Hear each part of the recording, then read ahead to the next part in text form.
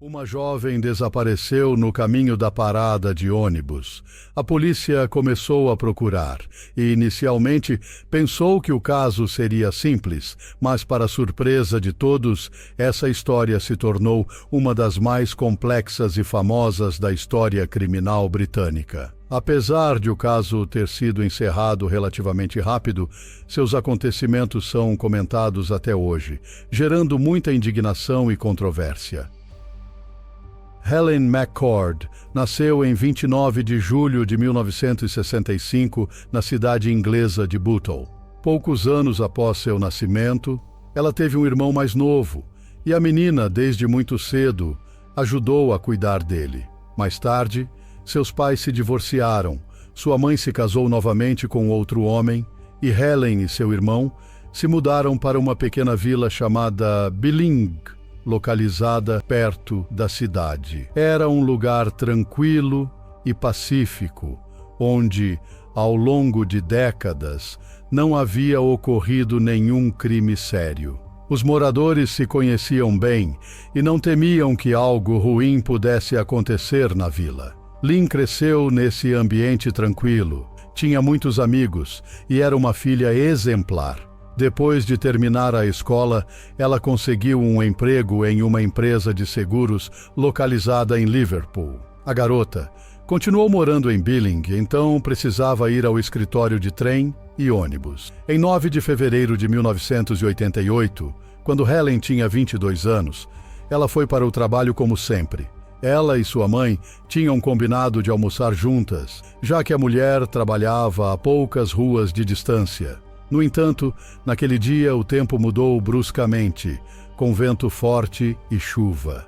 Então, elas decidiram adiar o almoço juntas. Sua mãe voltava para casa muito mais cedo, e Helen ligou para ela perto do fim do expediente. A garota disse que planejava ir a um encontro à noite e pediu à mãe que esquentasse o jantar para quando ela chegasse, pois precisava lavar o cabelo.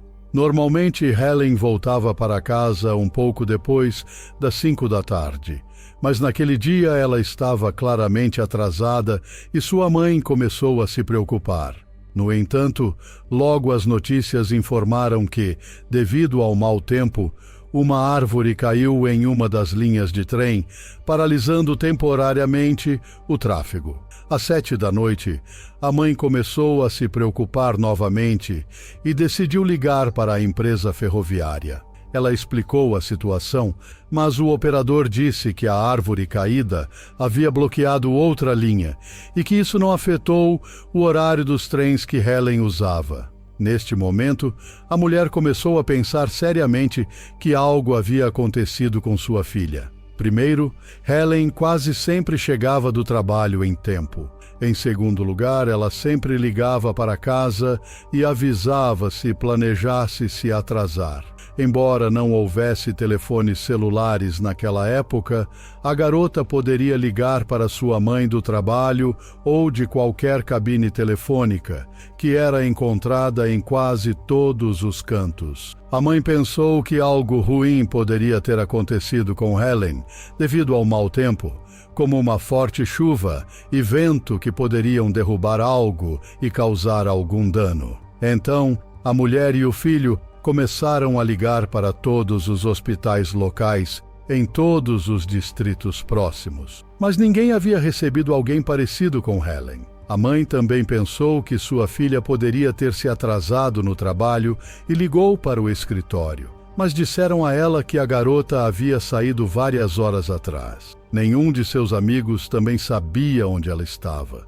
Após isso, a mãe, o padrasto e o namorado de Helen decidiram ir procurá-la. Eles caminharam pela estrada por onde a garota voltava para a casa do trabalho. Helen sempre seguia o mesmo caminho. Em Liverpool, ela pegava o trem e ia até a pequena cidade de Helens. Lá, ela ia para a parada de ônibus e pegava o ônibus para Billing. Eles não conseguiram encontrá-la. Então, a família decidiu procurar a polícia. Primeiro, eles informaram os policiais de Liverpool e arredores, enviando uma descrição da garota desaparecida, mas ninguém a encontrou. Os policiais também foram até a casa do namorado de Helen e o interrogaram, mas ele confirmou que a havia deixado em casa no dia anterior à noite. Na manhã seguinte, quando Helen ainda não havia aparecido em casa e não havia contato com ninguém, os policiais decidiram reconstruir seu itinerário e cronologia dos eventos daquela noite. Eles precisavam entender em que ponto do seu caminho, do trabalho para casa, ela havia desaparecido. Para isso, os investigadores recorreram à comunidade em busca de testemunhas. Eles também conversaram com os colegas de Helen, funcionários da estação ferroviária e da empresa de ônibus. Como resultado, chegaram a uma conclusão inesperada.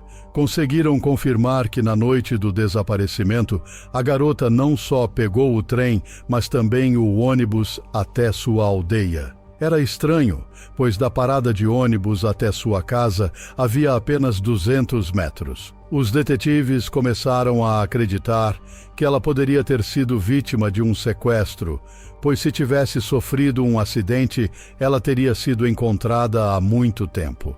Seguindo o procedimento padrão, os detetives começaram a verificar as pessoas próximas a Helen, já que, na maioria dos casos, são elas que estão por trás desse tipo de crime. O namorado e o padrasto da garota tinham álibis confiáveis para aquela noite.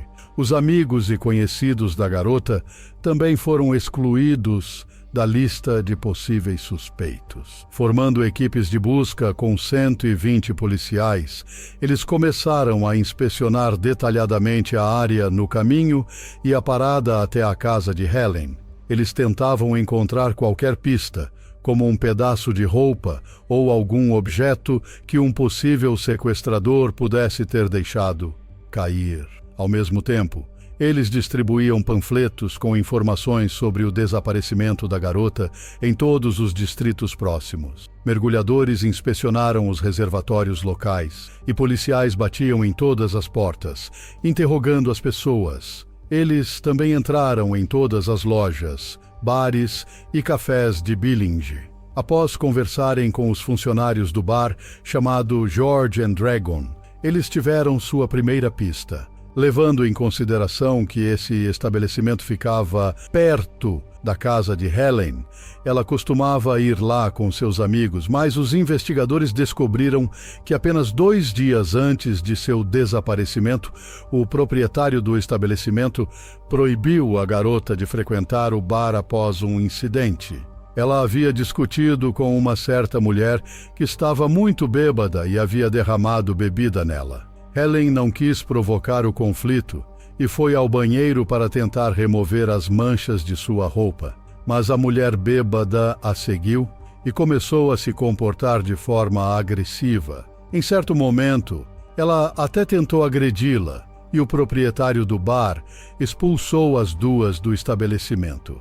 Além disso, ele proibiu ambas de voltar. A polícia decidiu investigar essa situação de conflito mais a fundo e no dia seguinte foi ao bar para falar com seu proprietário, Ian Sims. Além disso, esse estabelecimento ficava exatamente entre a parada de ônibus e a casa de Helen. O homem contou aos detetives sobre aquela noite e afirmou que foi obrigado a expulsar as duas do estabelecimento para que o conflito delas não atrapalhasse os outros clientes. Durante a conversa, o bar começou a ficar cheio de gente e ficou barulhento. Então, os policiais sugeriram que Ian os acompanhasse até a delegacia para continuar a conversa em um ambiente mais tranquilo. E foi aí que algo estranho começou a acontecer. O homem ficou visivelmente nervoso, se recusou a ir com eles e tentou encerrar a conversa. Tudo isso pareceu suspeito para os investigadores. Por que ele estava com tanto medo de ir à delegacia? Será que ele tinha alguma relação com o desaparecimento de Helen? Ou sabia mais do que estava dizendo? Eles decidiram dar uma olhada mais de perto nele e descobriram que o homem era conhecido por seu amor por mulheres. Apesar de ser casado e ter 2 filhos, ele sempre flertava com outras mulheres, e todos os moradores da aldeia sabiam disso. Os policiais também descobriram que ele sempre chamava a atenção de Helen quando ela ia ao bar. O homem lhe dava bebidas grátis e tentava flertar, mas a garota nunca retribuía. Era estranho que um pai de família casado se comportasse dessa maneira. Os investigadores voltaram a procurar o homem e perguntaram onde ele estava na noite do desaparecimento de Helen. O homem disse que havia passado o tempo com sua amante em um apartamento localizado acima do bar. Segundo ele morava na maioria das vezes lá, pois temia que seu estabelecimento fosse assaltado. Os detetives conversaram com sua amante e foi aí que eles tiveram uma reviravolta interessante.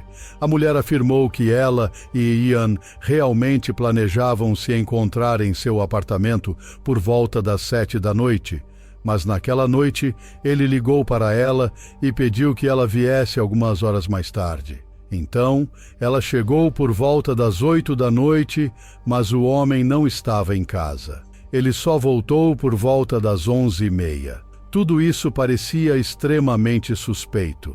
Era óbvio que Ian havia mentido para a polícia sobre seu álibi, o que automaticamente o tornava um candidato adequado ao papel de suspeito. Outro detalhe chamou a atenção dos detetives. O homem tinha alguns arranhões recentes no pescoço. Ele disse que os havia recebido durante uma briga com sua esposa, quando ela descobriu sobre sua amante. No entanto, os investigadores conversaram com a mulher e ela negou ter arranhado o marido. Os policiais voltaram a conversar com Ian e ele mudou sua história. Agora o homem afirmava que havia recebido os arranhões ao separar Helen e outra garota bêbada naquela noite em que a briga aconteceu no bar. Os detetives conversaram com essa garota e ela também negou a história. Segundo ela, a briga nunca chegou a acontecer e nenhuma delas havia arranhado o proprietário do bar. Em breve, a polícia teve uma testemunha que lhes contou um fato preocupante. Na noite do desaparecimento de Helen, ele estava passando por aquela rua e, em certo momento, ouviu um grito feminino agudo. O grito vinha direto do bar, mas parou muito rápido. Com base em tudo isso, os detetives começaram a pensar que Ian Sims, de 31 anos, tinha relação direta com o desaparecimento da garota, mas ele continuava negando tudo. Os investigadores precisavam de provas sérias para ligá-lo a esse caso. Caso contrário, eles seriam simplesmente impotentes. A polícia decidiu revistar o carro dele e encontraram duas pistas horríveis. Primeiro, encontraram algumas marcas de sangue. Em segundo lugar, havia uma parte de um brinco feminino no chão. Eles imediatamente levaram a peça para a mãe de Helen e ela confirmou, sem sombra de dúvida, que a joia pertencia à filha. Após isso, ele foi preso acusado de sequestro e assassinato. Embora a polícia ainda não soubesse o que havia acontecido com Helen, eles revistaram o bar e o apartamento no andar de cima e encontraram novas pistas. Em ambos os locais, havia muitas marcas de sangue quase imperceptíveis, que claramente tentavam ser removidas. Em uma dessas manchas, os peritos encontraram uma impressão digital que pertencia a Ian. Além disso, na parte superior do apartamento, encontraram a parte que faltava do brinco que havia sido descoberto anteriormente em seu carro. Apesar de ter um conjunto tão impressionante de evidências, o homem continuava negando tudo. A essa altura, a polícia já pensava que Helen estava morta, mas precisava encontrar o corpo. Caso contrário, o tribunal poderia absolver Ian. Eles acreditavam que o sangue encontrado em seu bar, apartamento e carro pertencia à garota. Mas naquela época, a análise de DNA estava apenas começando a ser utilizada na criminalística e organizar esse tipo de pesquisa era bastante problemático. O homem alegou à polícia que o sangue pertencia ao seu cachorro, que havia se machucado na pata.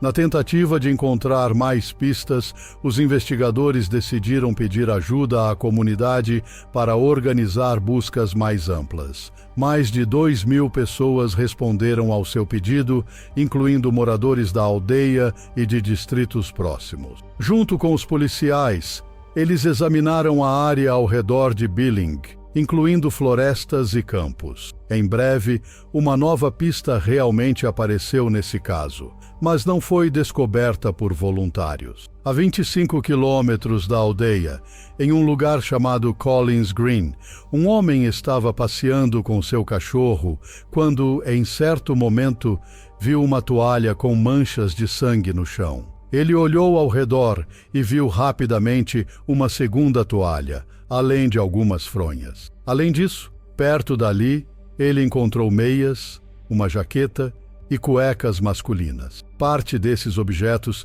também estava coberta de sangue. Ele informou a polícia sobre sua descoberta, e eles levaram os objetos para o depósito de evidências. No entanto, surgiu um problema. Como aquela área ficava a 25 quilômetros de Billing, funcionários de outra delegacia foram chamados para o local, e eles não associaram a descoberta ao caso de Helen McCord. Por esse motivo, os investigadores que estavam procurando por ela nem sabiam sobre a descoberta de objetos com sangue. No final das contas, a polícia conseguiu ver a conexão entre esses casos, e uma inscrição em uma jaqueta encontrada ajudou a polícia. Era uma estampa com a propaganda de uma marca de cerveja que estava sendo vendida em promoção no bar George and Dragon naquele momento.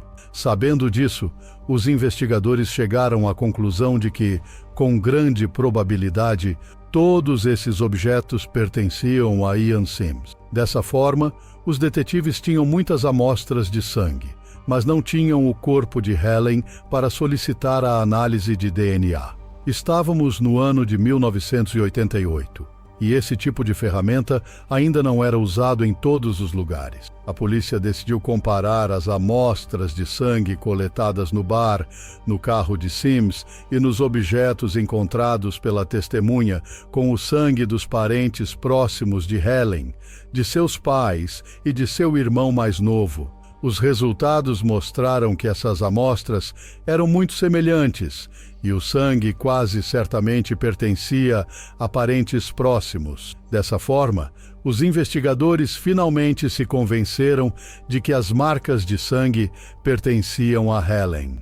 Isso indicava inequivocamente que Ian tinha relação direta com seu desaparecimento, mas eles ainda precisavam de mais provas. O problema é que a expressão sem corpo, sem crime, não surgiu do nada. O tribunal britânico raramente proferia sentenças condenatórias em casos de assassinato, se o corpo da vítima não fosse encontrado. Não importa quão grande fosse o conjunto de evidências. Aos olhos da justiça, sempre havia a menor probabilidade de que a vítima ainda estivesse viva. A polícia esperava conseguir reunir mais informações contra Ian, então eles interrogaram todos os seus conhecidos. Depois de falarem com a faxineira do bar, eles descobriram mais um episódio suspeito. A mulher contou que na manhã seguinte ao desaparecimento de Helen, ela foi trabalhar como sempre para limpar o estabelecimento. Para sua surpresa, ela viu o próprio proprietário fazendo uma limpeza geral. Ele estava lavando o chão, as paredes e, pelo que parecia, já fazia horas que estava nisso. O problema é que isso nunca havia acontecido antes. Ian nunca havia participado da limpeza de seu bar e, de modo geral, ele raramente acordava tão cedo. Normalmente, quando a faxineira chegava para o turno da manhã, o homem ainda estava dormindo em seu apartamento no andar de cima. Quando ela, surpresa, perguntou por que ele havia decidido lavar tudo sozinho, ele respondeu que seu cachorro havia feito uma bagunça. Outra testemunha contou à polícia que estava passando pelo bar à noite e ouviu o som de um aspirador de pó vindo de dentro. A polícia concluiu que Ian havia passado a noite toda tentando se livrar das marcas de sangue, mas não conseguiu se livrar completamente delas. Apesar de ter um conjunto impressionante de evidências, eles ainda não levavam o caso para o tribunal. Os investigadores estavam tentando encontrar o corpo da garota, mas mesmo as buscas em grande escala não davam resultados. Um mês depois, eles tiveram outra pista em mãos. Um homem estava andando ao longo de um rio, a cerca de 30 quilômetros de Billing, quando viu uma bolsa feminina na grama. Ele olhou para dentro e encontrou documentos em nome de Helen McCord. A polícia foi até o local e, em breve, eles encontraram mais pistas. Perto dali, eles encontraram roupas que a garota usava no dia de seu desaparecimento, além de um segundo brinco, igual ao que estava no carro de Ian. Mas, a seguir, os detetives encontraram uma descoberta ainda mais assustadora. Perto dali, havia um pedaço de cabo enrolado, com cabelo feminino preso nele. Eles enviaram o material para o laboratório e, em breve, os peritos confirmaram que o cabelo pertencia a Helen McCord. Examinando a bolsa da garota, os investigadores encontraram um recibo de uma farmácia de Helen e descobriram que ela havia ido até lá para fazer compras na noite de seu desaparecimento, pouco antes de pegar o ônibus para Billing. A polícia encontrou todos os objetos dessa lista perto de sua bolsa, exceto uma escova de dentes, mas logo a encontraram. Não a 30 quilômetros da aldeia, perto da bolsa, mas naquele bar de Ian Sims, onde eles ainda estavam fazendo buscas em grande escala. Eles também conseguiram encontrar seu grampo de cabelo, e a mãe de Helen confirmou que a garota havia saído para o trabalho com ele naquela manhã. Mas isso não é tudo. Eles encontraram um fio de cabelo feminino no bar que pertencia a Helen. Isso foi confirmado pela análise de DNA. Apesar de tudo isso, os detetives continuavam agarrados a cada pista e enviaram as roupas encontradas da garota para o laboratório. Após um exame minucioso, os peritos encontraram partículas de carpete iguais ao que estava no bar George and Dragon. Além disso, eles encontraram vestígios de pelo de cachorro nas roupas que coincidiam com o pelo do cachorro de Ian. Em seguida, os peritos começaram a estudar 2 anéis e um bracelete que haviam sido apreendidos do homem após sua prisão.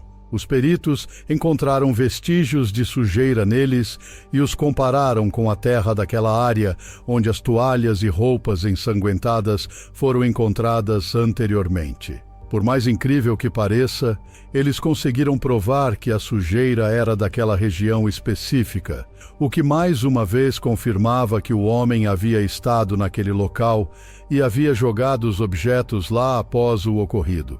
Em breve, a polícia encontrou mais uma pista. Perto da cidade de Rixton, localizada a 24 quilômetros de Billing, eles encontraram uma pá. Eles conseguiram descobrir que aquela pá pertencia a Ian Sims. Pelo que parece, ele a usou para enterrar o corpo de Helen, mas eles ainda não conseguiam encontrar o corpo. Apesar do trabalho constante de centenas de voluntários, os familiares da garota estavam praticamente 100% certos de que ela estava morta. Com tantas provas, esperar por um milagre era simplesmente sem sentido. No entanto, eles não conseguiam ter certeza disso, dar-lhe um funeral digno e ter a certeza de que o criminoso seria punido. Ele continuava insistindo em que não tinha nada a ver com o assassinato. No final das contas, a polícia levou o caso para o tribunal. O julgamento começou 1 ano depois do desaparecimento, em fevereiro de 1989. Foi um dos primeiros casos na Grã-Bretanha em que uma pessoa tentava ser condenada por assassinato sem o corpo da vítima.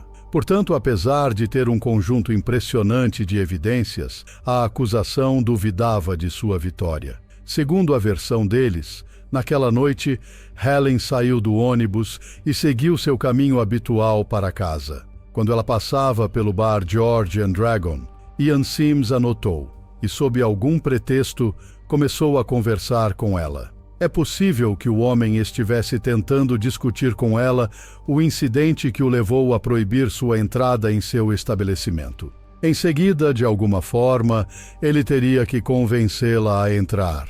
Segundo a investigação, Ian poderia ter proposto que ela resolvesse o conflito e revogasse a proibição de sua entrada no bar, levando em consideração que era praticamente o único lugar para onde Helen podia ir com seus amigos em Billindi. Ela estava interessada em resolver o conflito.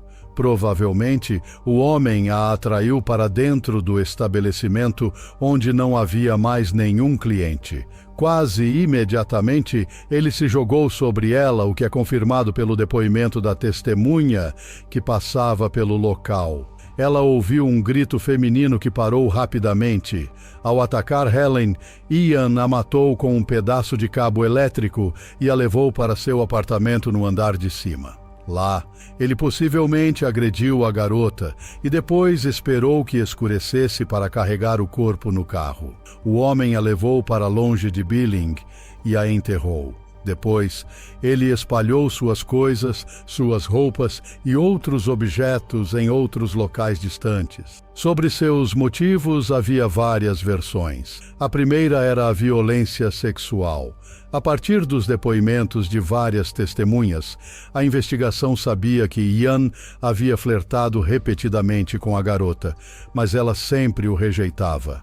É possível que naquela noite ele tenha visto uma oportunidade de concretizar seus desejos criminosos. A segunda versão era que havia ocorrido um conflito entre eles durante a conversa e ele a matou em um ataque de fúria. É possível que eles tenham começado a discutir e ela o tenha ameaçado contar à esposa sobre suas constantes investidas. No entanto, essa teoria parecia menos realista.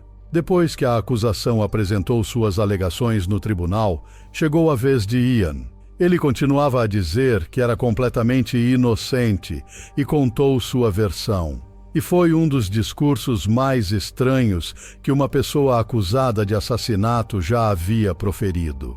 O homem afirmou que alguém havia armado para ele. Alguém havia invadido seu bar, colocado suas roupas, atraído Helen para lá e a matado, em seguida, colocado o corpo no carro e o enterrado em um local desconhecido. Depois de tudo isso, o assassino teria trazido o carro de volta para o bar e desaparecido, incriminando o dono inocente do estabelecimento.